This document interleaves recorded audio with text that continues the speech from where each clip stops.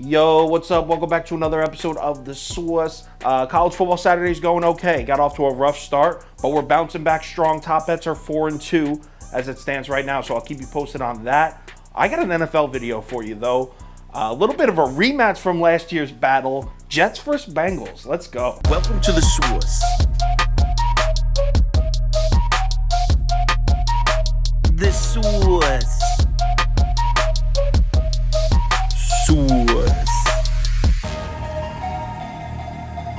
Hey, get the Source. All right, Cincinnati on the road at the Meadowlands here. Line opened up Jets plus 4.5. 93% of early money on Cincinnati. Everybody was on the Bengals early as of Tuesday morning. Money stays on the Bengals all week, and the books definitely react to it. Line moves from Jets plus 4.5. We're now at Jets plus 6. So let's cap this game. If you subscribe to this channel, you already know the first step. We're running the numbers through the spreadsheet. According to the model, the line for this game should be Jets plus 0.53.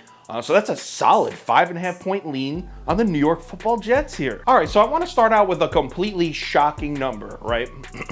Through 2 weeks, the Cincinnati Bengals are 32nd in the NFL in schedule-adjusted offensive efficiency. 32nd in offensive DVOA. Analytics say this is the worst offense in football through 2 weeks of work. Who would have guessed that? I know everyone's blaming the offensive line, and rightfully so to some extent. The offensive line has not been good. But check these numbers out. So last year, Joe Burrow threw out a 66% clean pockets, right?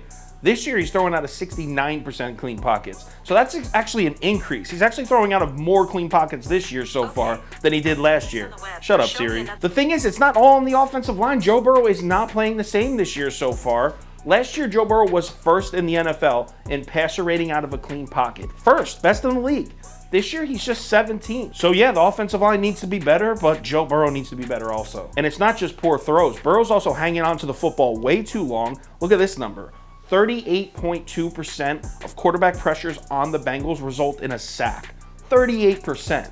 There's only 3 other quarterbacks in the NFL that have a number higher than 27. And Burrow's above 38. Worse than the NFL by far. Joe Burrow, I have good news for you. You're seeing the Jets this week, and the New York Jets could not pressure Jacoby Brissett and the Browns for shit last week. Jacoby Brissett started off the game completing 16 of his first 18 passes. Do you know how badly this Bengals franchise and Joe Burrow could use a 16 for 18 start? They need it bad. And to be honest, as a whole, there's really not many positives to pull from the Jets defense last week. I mean, Brissett was good against them. Nick Chubb ran the ball well against them. I mean, if Nick Chubb slides at the end of the game, Browns win. And we're looking at this game completely differently. So Jets offense have some good points, and I'm about to get to that, but the Jets defense, not good last week. Now for the Jets offense, Joe Flacco, 307 passing yards and 4 passing touchdowns. He hasn't thrown for 300 yards and 4 passing touchdowns in a game since 2016.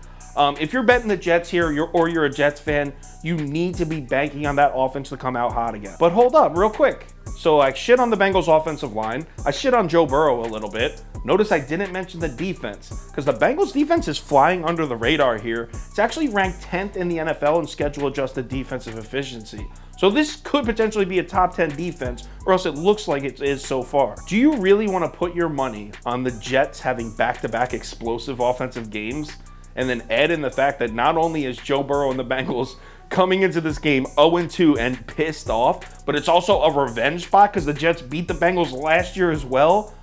No way in hell I could bet the Jets here. I'm laying the points without a doubt. Give me Cincinnati -6. This is probably going to be in the top 7 bets, but we'll see tomorrow morning when we have our conference call. We'll see if it makes the top 7. I like Cincinnati, though. I'm laying the 6. If anything changes with this bet, I will let you know on Twitter, so give me a follow there if you're interested.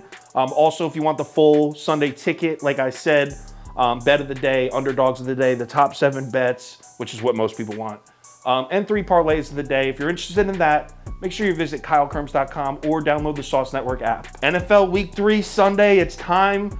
Let's lay out some bets. Remember, pick your spots, spread your units out. Let's make some money. I'll talk to you on Twitter.